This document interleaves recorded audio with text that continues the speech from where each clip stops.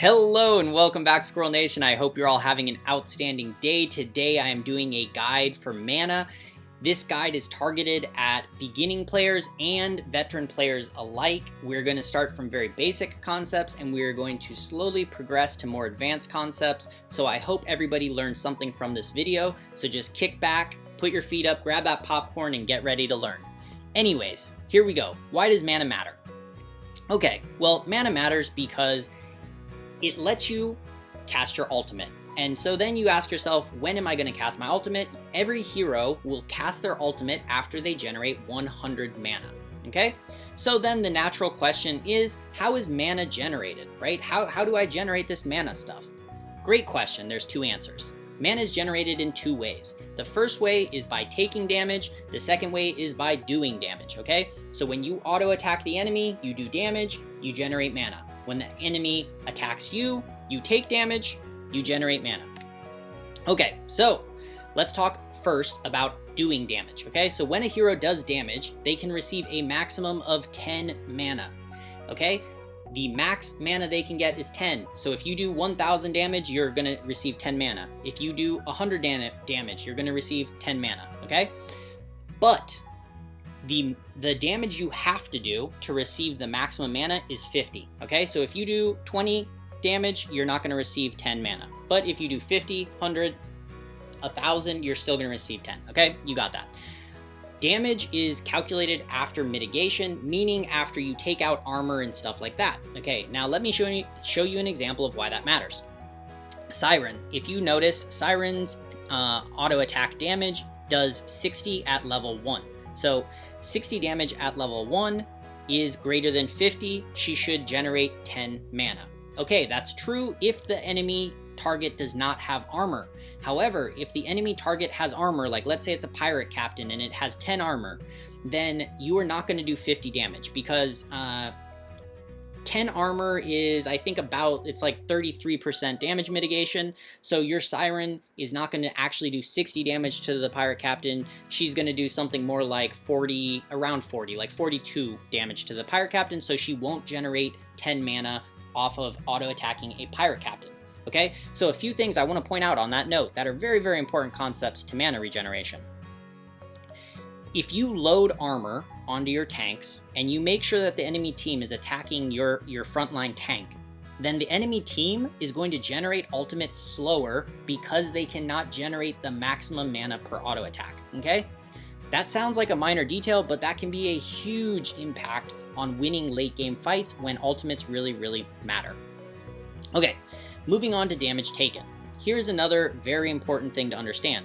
From damage taken, you can receive a maximum of 50 mana. To receive 50, you have to take at least 250 damage or more. And there's a weird note here is that mana regeneration, if you take 250 damage, you actually receive a random number between 25 and 50 for mana. I don't know why this is the mechanic, it just is. But the thing that I really want to point out to everybody is from attacking, you can generate a maximum of 10 mana, whereas taking damage, you can go all the way to 50. So you can see already a very big difference in how quickly your frontline tanks are going to ult versus how quickly your backline DPS are going to ult. Okay, so that's how you generate mana. We've talked about the maximums. Now there's kind of exceptions. I call these mana multipliers. What a mana multiplier is means you take that 10 base damage and you can actually increase beyond the hard cap, okay? So there's 3 different ways to increase your mana. Class passives, multiple damage sources, and items, okay?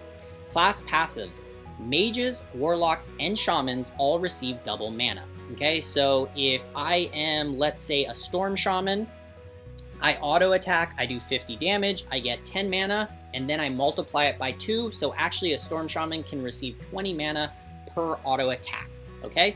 But if the Storm Shaman, let's say, does 8 damage, 8 times 2, it would receive 16 mana. Okay, next, multiple damage sources. This, right now, only applies to demons, but in the future, other mechanics may be introduced to the game, so I want to explain this in depth so this guide just lives the lifetime of the game. Multiple damage sources. Demons. Demons have their auto attack, and they have Fel Power, and they count as two separate damage sources. Fel Power is the demon's racial synergy. It's that 50% extra damage that they do to enemies, okay? And so why this matters is they can generate 10 mana from their auto attack, and they can generate 10 mana from Fel Power, okay? But here's something to consider.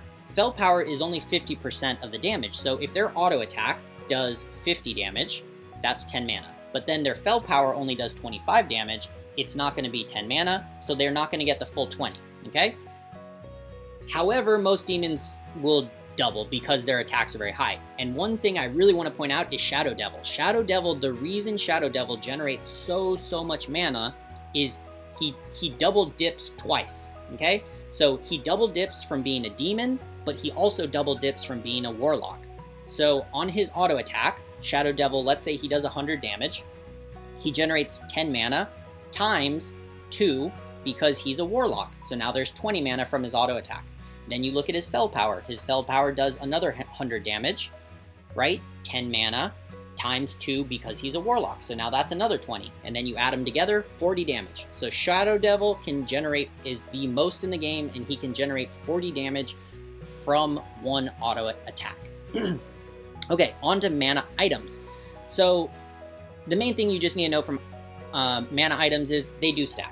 You can do multiple Magicka crystals, you can do multiple elf headwear, and you will get the cumulative effect. So if you take 2 Magicka crystals, which give you 100 mana regen, and plus 1 elf headwear, which is 50, you will get 250 mana regeneration from all the damage you do. Also keep in mind the headwear, or these items work for damage done, but there's also mana items that work for damage taken, and they are separate. Okay, and on to our key questions. First question, why do players place non-tanks in the front?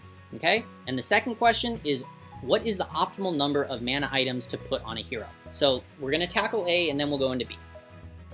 So why do players place units in the front, squishy units, non-tanks in the front? So you have to ask yourself that. And the answer is, you want to ult quicker, right? And we know that you can generate all the way up to 50 mana from taking damage, but you can only generate 10 from doing damage. So if you really want a hero to ultimate quickly, you want to put them in the front so they take damage, so they generate mana much quicker and they ultimate quicker, okay? So some considerations that I want to point out to everybody. Because of the nature of generating mana from taking damage, what it really means, the easiest way to think about it is, if your hero takes between 500 and 1000 damage, they will generate 100 mana and they will ultimate, okay?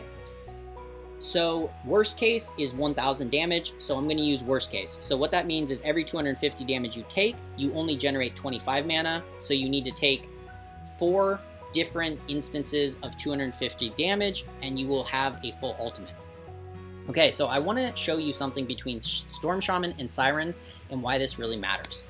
Okay, Storm Shaman at level 1 only has 750 health. So if you put a level 1 Storm Shaman in the front and it takes all the enemy aggro, it will die before it gets enough mana to ult. Or it's possible, let me rephrase that. It is possible for your Storm Shaman to die before it will ultimate because it doesn't have 1000 health. But once you take it to 2-star, it is guaranteed, no matter what, before it dies, to have generated 100 mana.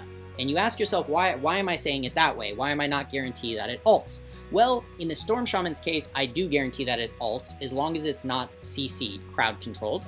And the reason why is because there is, I believe, no delay. I'm pretty sure Static Storm is an instant cast, meaning as soon as Storm Shaman gets 100 mana, he will automatically cast his ultimate.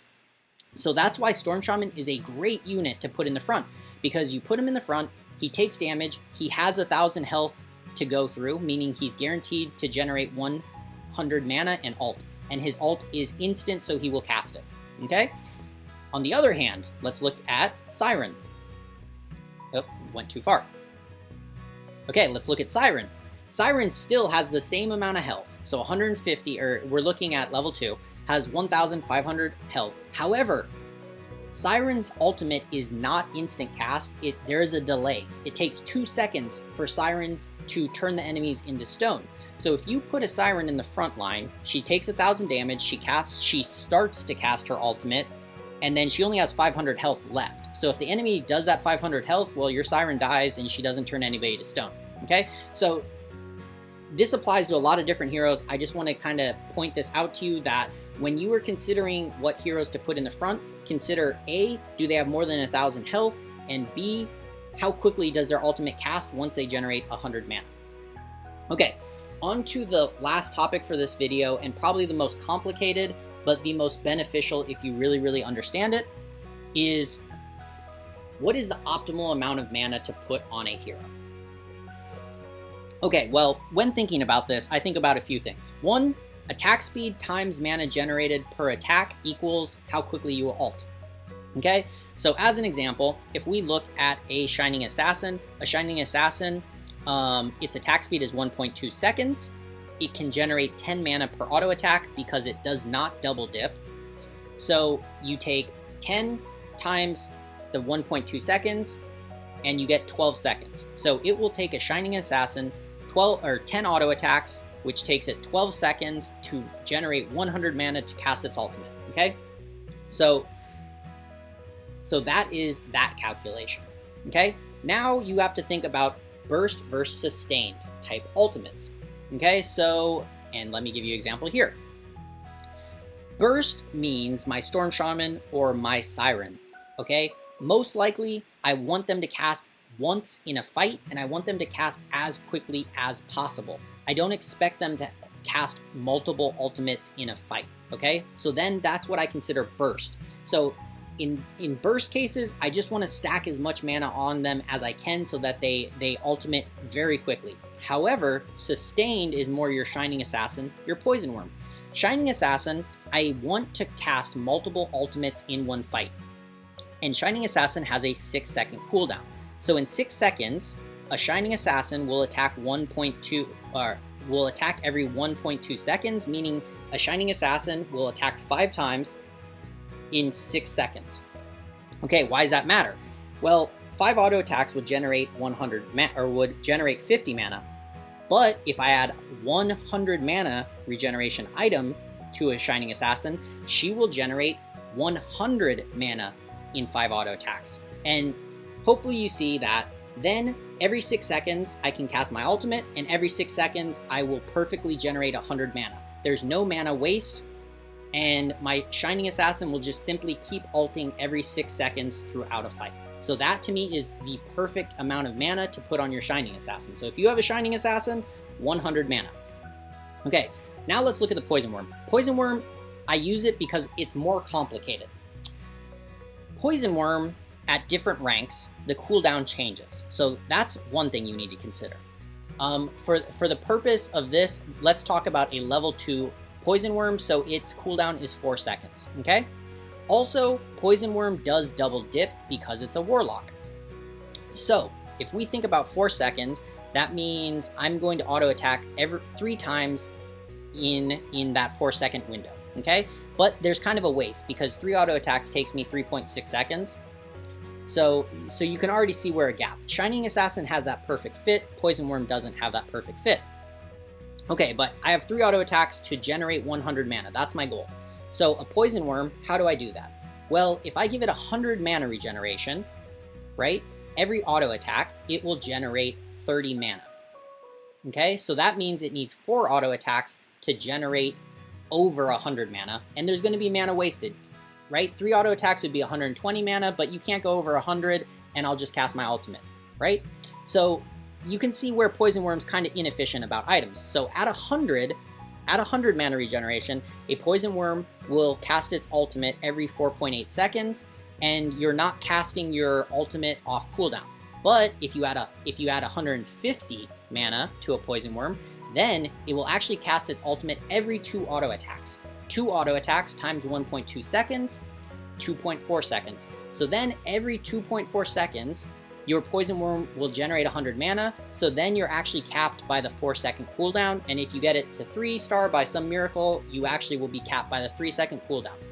But hopefully the difference between those 2 heroes illustrates the point that I'm trying to get across to everybody. Another really important point that I hope popped up in some of your heads is, hey, Squirrel, the attack speed seems to matter a lot for mana generation. And you are correct. You can speed up a hero's ultimate by giving it more mana regeneration, but you can also speed up a hero's ultimate by increasing its attack speed or decreasing its attack speed. So say I put a attack item onto my Poison Worm and now it attacks every 1.1 second, or it attacks every 1 second. You can see then it will generate mana much quicker and we can try to make it perfectly match. So actually, if you're going into really, really advanced theory crafting, what would happen is you want the perfect balance of mana regeneration items and attack speed items on a hero, okay? Between those two, you can end up at a very, I don't want this video to run too long, so that's gonna be the last topic for this video. If you all enjoy this topic and you like the more advanced questions and the implications of the different mechanics, let me know in the comments and I can do future videos on more advanced topics. Anyways, I have tons of guides requested to me. Positioning and counters are probably the most requested after mana items. So I started with this mana guide, and then next week I'm going to do another guide. It can either be on positioning, counters, or how to analyze the meta. So please let me know in the comments which guide all of you would like to see. Finally, for those of you new to Squirrel Nation, please smash that subscribe button, join us. I have daily content coming out, my gameplay mixed with guides, mixed with coaching. So I hope you all enjoy. As always, take care, have a great day, and I will see you all next time.